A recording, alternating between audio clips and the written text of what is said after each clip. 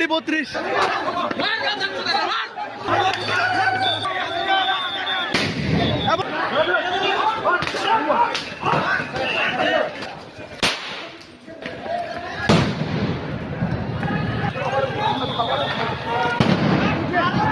পুলিশের বাধা এই মুহূর্তে অতিক্রম করে ছাত্র জনতা যারা রয়েছে তারা এগিয়ে যাচ্ছে এবং আবারও একের পর এক সাউন্ড গ্রেনেড ছোড়া হচ্ছে। দর্শক,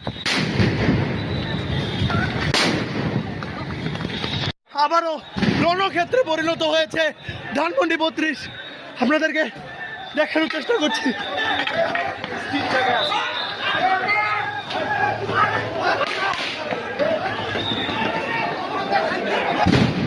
একের পর এক